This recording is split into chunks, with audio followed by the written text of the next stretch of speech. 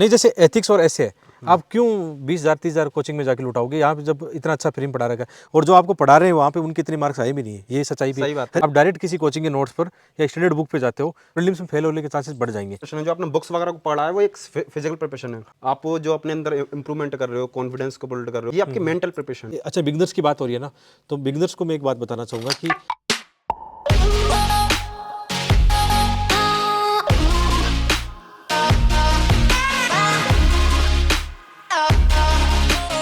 तो आज के सर इस वीडियो को हम ऐसे स्टार्ट करते हैं कि बच्चों को क्या क्या रिसोर्सेज इस्तेमाल करने चाहिए यूपीएससी में। स्टेट वगैरह के लिए तो बहुत सारी वीडियो आती रहती हैं और आपका 10-12 साल का अच्छा एक्सपीरियंस है और आपने 4 बार अपना यूपीएससी का प्रीवी क्लियर किया है, 3 बार इंटरव्यू तक भी गए।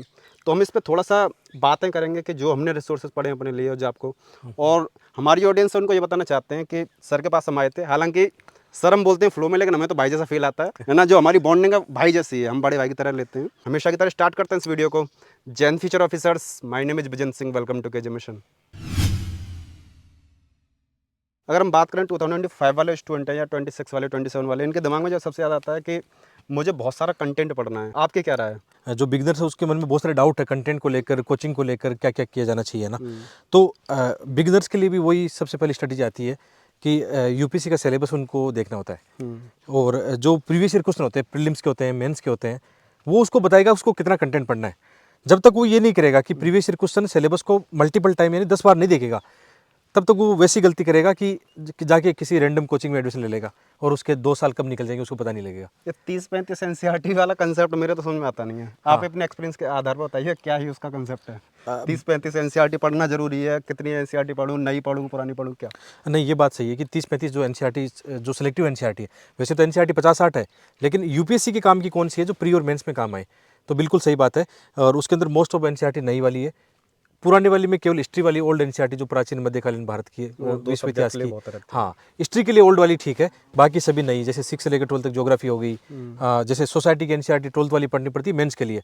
पॉलिटिकल साइंस की जो एनसीईआरटी है वो भी आपको मेंस के लिए पढ़नी पड़ती है, कुछ कुछ प्री के लिए भी संविधान वाली पढ़नी पड़ती है। तो ये बात सही है कि एनसीईआरटी तो आपका बड़ा बेस बनाएगा। जो बिगनर्स है उसको शुरुआत ही मेरे हिसाब से, जो मेरा अनुभव कहता है, उसको शुरुआत ही एनसीईआरटी से करनी चाहिए। यदि आप एनसीईआरटी नहीं पढ़ते हो, आप डायरेक्ट किसी कोचिंग के नोट्स पर या एक्सटेंडेड बुक पे जाते हो, तो आपकी प्रीलिम्स में फेल होने के चांसेस बढ़ जाएंगे। इसके पीछे कहानी है, प्रीलिम्स का ज़्यादातर क्वेश्चन ही आपके एनसीईआरटी से आ रहे हैं। आजकल तो मैं एक ट्रेंड देख रहा हूँ, मेंस का भी ट्रेंड बदला है। यूपीएससी मेंस में 6ठी वाली, 7वीं वाली, 8वीं वाली एनसीईआरटी में तो डाटा देके बता सकता हूँ। जैसे लास्ट प्राइमरी रो का क्वेश्चन आया, वो कहीं नहीं था, 7वीं की एनसीईआरटी में था। अगर मेरे पास 6 महीने का समय है तो मैं जो सेलेक्टिव एनसीईआरटी में political 11th class, 12th class की, 12th 11th वाली ज़्यादा प्रायोरिटी देनी चाहिए। अगर मेरी समझने की बुद्धि ठीक है, मैं आराम से समझ पा रहा हूँ कंसेप्ट्स को, तो इंपॉर्टेंट 8-9 एनसीईआरटीज होती हैं, जैसे पॉलिटी की 2-3, इकोनॉमी की 1 हो गई, ज्योग्राफी की तो चारों की चारों इंपॉर्टेंट है, हिस्ट्री के लिए तमिलनाडु बोर्ड की हिस्ट्री की बुक हो गई। ये स्ट्रैटेजी कितनी हद तक ठीक है? इसमें भी मेरा अलग इसमें अनुभव है। अच्छा। कि 6 महीने भी आपके पास है, तो जो एनसीईआरटी काम की है, जैसे है ना, ज्योग्राफी की बात करें, ज्योग्राफी में 6 की लेकर 8th की 10th की जो एनसीईआरटी है वो इतनी इंपॉर्टेंट है, वहाँ से यूपीएससी ने डायरेक्ट उसी पेज से क्वेश्चन पूछे। जल वाला एक क्वेश्चन आया था, कितना ग्लेशियर में, वो लगातार 2 बार पूछ लिया, वो 7वीं की एनसीईआरटी में। एक जो 21 जून को जो है वो 6वीं क्लास में एनसीईआरटी में। तो ये 6वीं से लेकर 10th की एनसीईआरटी वो एक दिन की है, एक दिन की नहीं, 3-3 घंटे की है। तो उसमें तो आपको कहाँ ज़्यादा टाइम खराब होने वाला है। लेकिन उसकी जगह उसकी समरी पढ़ लें तो? नहीं, समरी के मैं खिलाफ हूँ। समरी के लिए इसलिए खिलाफ होना, समरी से एक तो जो आपको एक नॉलेज होना चाहिए ना, एक बेसिक अंडरस्टैंडिंग बढ़नी चाहिए। जैसे हम एक समरी पढ़ते हैं, एक पूरा चैप्टर पढ़ते हैं, तो चैप्टर से आपकी जो अंडरस्टैंडिंग डेवलपमेंट होगी, आपका जो एक मानसिक क्षमता बनेगी ना क्वेश्चन को टैकल करने की। एक सबसे बड़ा रीजन और भी है समरी ना पढ़ने का। यूपीएससी क्वेश्चन समरी से नहीं पूछेगा, कंटेंट से नहीं पूछता है। यूपीएससी में जो साइड में बॉक्स बने हुए हैं, शब्दावलियाँ हैं, कोई मैप है। अब जैसे मैप का कोई क्वेश्चन कैसे बनेगा कि जैसे मौर्य काल है, तो मौर्य काल के अंदर कौन से सिटीज जो आती थी उस समय फेमस थी, या बौद्ध की कौन से मतलब धर्म के केंद्र है वहाँ पे, तो मैप का ऑब्जर्वेशन आपको बताएगा। जैसे सिंधु सभ्यता पढ़ते हैं, वहाँ पे धोलावीरा कौन कौन सी नदी के किनारे हैं, वो मैप का ऑब्जर्वेशन आपको सिखाएगा कि कैसे क्वेश्चन को टैकल करना होता है। वो समरी में वो चीज़ें गायब हो जाती है। लेकिन मैंने अपने लिए जो स्ट्रेटजी फॉलो करी थी वो तो हालांकि ये था कि इस चीज़ को हम भी मान के चलते हैं कि सारी तो इंपॉर्टेंट नहीं है, 30-35 तो नहीं पढ़नी है, उनमें से कुछ आपके इंपॉर्टेंट है, कुछ मोस्ट इंपॉर्टेंट है। अगर समय कम बचा हुआ है आपके पास, तो जो इंपॉर्टेंट 8-9 एनसीईआरटी उनको पढ़ लो, और बाकी की जो छोटी एनसीईआरटी, जैसे आपने 11th-12th की एनसीईआरटीज पढ़ी, वहाँ पे आपको पूरा कंटेंट मिल जाएगा जो आपके बेसिक अंडरस्टैंडिंग को क्लियर करेगा। लेकिन 6 से लेकर 10 तक का क्रस का पढ़ लो। आपको कैसा लगता है? इसमें एक बात आपने अच्छा पॉइंट उठाया कि समय कम हो, तो इसमें हम अब डिवाइड करते हैं एनसीईआरटी का। कुछ एनसीईआरटी है जो केवल मेंस के पर्पज से है, जैसे आपकी सोसाइटी की एनसीईआरटी है, 2 12th क्लास की आती है, अभी प्री के लिए मत पढ़ो उनको। और विश्व इतिहास है, वो एनसीईआरटी अभी स्किप कर दो। और इसके अलावा जैसे बात करें जो पॉलिटी वाली एनसीईआरटी जिसमें आईआर की और एक आज़ादी के बाद की भारत की है, वो आप अपना प्री के बाद में पढ़ लो, तो ये एनसीईआरटी घट के आपकी लगभग हो जाएगी 20 के आसपास हो जाएगी। 20 के हाँ, तो उनको तो देखना ही चाहिए। और हिस्ट्री के लिए तमिलनाडु बोर्ड की हिस्ट्री की बुक यदि आप पढ़ेंगे? तमिलनाडु वाली मैंने देखी है, पढ़ी भी है, बच्चों को मैंने रिकमेंड भी की है। यदि आप ना एनसीईआरटी किताबें नहीं पढ़ रहे हो तो आप उसको पढ़ सकते हो, लेकिन दोनों मत पढ़ना। क्योंकि इसका जो ट्रेंड है तमिलनाडु एनसीईआरटी का, ये कुछ टाइम 2-3 साल से ही आया है। पहले तो सब वही सतीश चंद्रा, रमेश सिंह, इन सब के ना अभी भी वो है, या तो आप उसको पढ़ लो या इनको पढ़ लो, अभी भी वो इतना कोई ऐसी बात नहीं है कि मतलब एनसीईआरटी आपने तमिलनाडु वाली जो हिस्ट्री के बुक है उसमें नया क्या पाया, थोड़ा सा अगर देखें तो? उसमें जो आजकल जो क्वेश्चन शब्दावली के आ रहे हैं, शब्दावली के मतलब कोई ऐसा शब्द जो हाँ जो चर्चा में रहती है, वो थोड़ी उसमें ज़्यादा थी। मुझे एक ज़्यादा अंतर और ज़्यादा फर्क नहीं पड़ा। तमिलनाडु बोर्ड से एक बार मैंने नोट्स बनाए थे, बच्चों को शेयर भी किए थे कि हाँ ये नोट्स आ गए, यदि क्वेश्चन फंसता तो अपना भी फंसाएगा वहाँ से। क्योंकि हमने तमिलनाडु बोर्ड की जो हिस्ट्री की बुक है खुद को रेफर करी थी। हमें हिस्ट्री के लिए एनसीईआरटीज ऐसा लगता है इसका कॉस्ट बेनिफिट रेशियो उतना ठीक है नहीं। हाँ हाँ। तो एंशिएंट मेडावल के तमिलनाडु जो बोर्ड की हिस्ट्री की बुक है उसको इसलिए पढ़ना पसंद करते हैं कि उसमें क्रोनोलॉजी बहुत बढ़िया है। हाँ हाँ। वो तमिलनाडु के यानी साउथ के हैं, और जो हमारा एंशिएंट और मेडावल हिस्ट्री रहा है वो आपका साउथ से ज़्यादा रिलेट होकर आया है, तो वो वहाँ पे बहुत सही तरीके से दिया है। ये मेरा मानना था। ये आपका पॉइंट ऑब्जर्वेशन अच्छा है, लेकिन इसमें एक समस्या कहाँ आती है, हिंदी माध्यम के विद्यार्थी को आती है। हिंदी, लेकिन अभी हिंदी में भी आने लग गई हैं। नहीं, उनकी वो हिंदी का किसी ने ऐसे अनुवाद किया है, गूगल ट्रांसलेट किया है, तो वो अनुवाद अभी भी है ना उतना नहीं है। ओरिजिनली वहाँ से हिंदी का तो पहली बात तो तमिलनाडु तो वैसे ही उसके विरोध में होता हुआ आया है कि हमें हिंदी लागू नहीं करवानी, तो वो तो ट्रांसलेशन के तौर पे मिलेगा कंटेंट। तो यानी हिंदी मीडियम वाला जो स्टूडेंट है वो एनसीईआरटी किताबें एनसीईआरटी की तरफ जा सकता है। ओल्ड वाली देख सकता है, ओल्ड वाली और नई वाली एनसीईआरटी को मिला के पढ़ लेगा तो वो आपको उनको मतलब इक्वल हो जाएगी, फिर उनको देख सकता है। तो ये तो बात एनसीईआरटी की रही है। अगर बात करें स्टैंडर्ड बुक्स वगैरह को, ये हर एक सब्जेक्ट के लिए 2-2 4-4 स्टैंडर्ड बुक पढ़ते हैं। इसका क्या आपको क्या मानना है? जैसे बात करें स्टैंडर्ड बुक की, तो वो भी सिलेक्टिव पढ़नी चाहिए कि जैसे लक्ष्मीकांत पॉलिटिकली हम पढ़ते हैं, बस हो गया। तो अब ये नहीं कि उसके लिए हम सुभाष कश्यप या कोई और किताब वो पढ़ें, ऐसा नहीं करना चाहिए, एक काफ़ी है ना। कई बच्चे डीडी बसु, सुभाष कश्यप सब लेके आते हैं, तो उसकी नीड नहीं है यहाँ पे। अब हिस्ट्री आपने इतना एनसीईआरटी पढ़ी, आपको लगता है कि थोड़ा वैल्यूडेशन करना है तो स्पेक्ट्रम देखी जा सकती है। अब आर्ट एंड कल्चर के लिए आप एनसीईआरटी पढ़ते हो, 11th की फाइन आर्ट पढ़ते हो, 12th की पढ़ते हो, सीसीईआरटी की साइड देख लेते हो, तो इसके लिए अब जरूरी नहीं कि आप मोटी में किसी का नाम नहीं लेना चाहूँगा, लेकिन मोटी किताब की नीड स्टैंडर्ड की नहीं है बाद में, तो ऐसे सेलेक्टिव होना पड़ेगा हमें। ज्योग्राफी के लिए जो स्टैंडर्ड बुक है उसकी ज़रूरत है ना, बिल्कुल भी मेरे हिसाब से ज़रूरत नहीं है। इवन मेरा ना ऑप्शनल सब्जेक्ट है ज्योग्राफी, तो मैं इसको ज़्यादा बेहतर तरीके से बता सकता हूँ कि बिल्कुल भी बच्चे बड़ी गलती कर देंगे कि वो मोटी मोटी जो किताबें आती हैं इसमें एक्चुअल में क्या, ये ऑब्जर्वेशन देखना ज़रूरी है कि प्री में ज्योग्राफी से आता क्या है। 10 क्वेश्चन 12 क्वेश्चन आएंगे, उनमें से 6 क्वेश्चन 7 क्वेश्चन मैपिंग के होंगे, तो इससे अच्छा है कि आप मोटी किताब के बजाय आप मैपिंग करो, कि मैपिंग में ज्योग्राफिक नदियाँ हैं, झीलें हैं, करंट जो मैपिंग है उनको करनी चाहिए। तो 6 से लेकर 12 तक काफ़ी है। और जैसे IMF की एक बुक आती है, IMFIS की, वो बुक आपने देखी हो, कैसा लगा? इन्वायरमेंट में आई थी, एनवायरमेंट की भी है, ज्योग्राफी की भी है। ज्योग्राफी का फर्स्ट एडिशन डाला है, मैंने नहीं देखी। कई बताते हैं कि अच्छी है, लेकिन बहुत शानदार बुक है, मैंने देखा उसको। जैसे उसमें हमारे आपको कई सारे पार्ट रहते हैं ज्योग्राफी के, तो उसमें से फिजिकल ज्योग्राफी वाला उन्होंने बहुत प्यारा निकाला कंटेंट। देखो, ये बात आपने अपने मतलब अनुभव से बताई, आपने देखी है तो, लेकिन मेरा एक अनुभव अलग कहता है कि मेरा प्री क्यों निकला।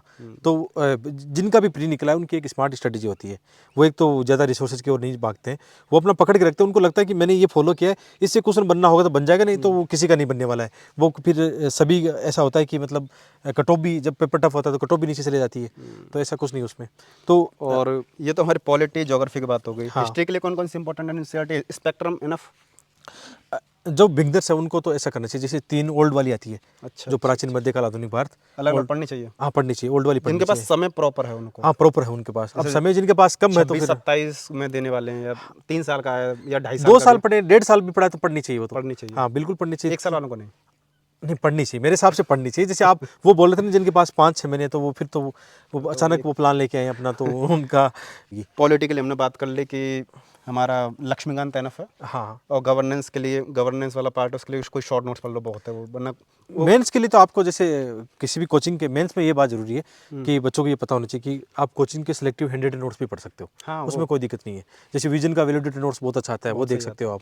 तो मेंस के लिए आपको रेफर करना पड़ेगा। मेंस में फिर एनसीईआरटी किताबें उतनी ज़्यादा आपकी हेल्प नहीं करने वाली है। हेल्प करेगी बेसिक अंडरस्टैंडिंग में, 30-40%, 50% कर सकती है, लेकिन आपको 50% और वैलिडेशन भी करना पड़ेगा। और तो हमारा हिस्ट्री हो गया, ज्योग्राफी हो गया, पॉलिटी हो गया, इकोनॉमी के लिए क्या आपने अपने लिए रिसोर्सेज इस्तेमाल करें? मैंने वन स्टॉप सॉल्यूशन एक किया जो मुन्नाल सर है, उन्हीं का देखा है। लेकिन उनके तो 1000-1500 पेज हैं, कहाँ कोई उनको फर्क पढ़ने नहीं के लिए पड़ता। जाएंगे? जिसको आप इकोनॉमिक्स की जैसे कोई किताब देखोगे, उस किताब को पढ़ के आपके क्वेश्चन सॉल्व नहीं हो रहे, आपने उसमें 1 महीना टाइम लगाया, इससे अच्छा आपको चाहे 2 महीने लग जाए इकोनॉमी पढ़ने में। ये चीज़ नहीं समझ पाते हैं स्टूडेंट। जैसे क्योंकि मुन्ना सर यही बोल के चलते हैं कि 1 पॉइंट सोल्यूशन है, करंट अफेयर की तरफ भी मत जाओ अगर इसको पढ़ रहे हो तो, एनसीईआरटी की तरफ भी मत जाओ, लेकिन वो कंटेंट थोड़ा ज़्यादा हो जाता है, और कंटेंट वाकई में ज़्यादा है। वो इतना कंटेंट है कि इतने में आपका इकोनॉमी का अगर ऑप्शन लेगा तो भी 1000-1200-1500 पेज के बराबर हो जाता है। लेकिन उसमें थोड़ा सेलेक्टिव और हो सकते हो आप, उनके Selective वीडियो हो देख के अपने नोट्स बना लो, आप हाँ। कंटेंट मत पढ़ो। यानी उनकी पुरानी वीडियोस को लेते हुए चलें।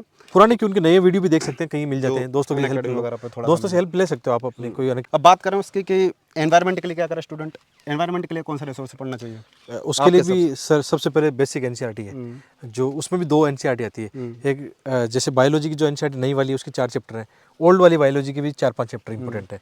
तो बेसिक होने के बाद में अब आपको जाना, जैसे इंग्लिश मीडियम में शंकराइज की बुक है, हिंदी वालों के लिए दृष्टि की जो बुक आती है वो ठीक है, और उसको पूरा नहीं पढ़ना, सेलेक्टिव पढ़ना है कि जो आपके पिलर हैं, इन्वायरमेंट के 10 पिलर हैं जहाँ से क्वेश्चन 80% आते हैं, तो वैसे पढ़ना चाहिए।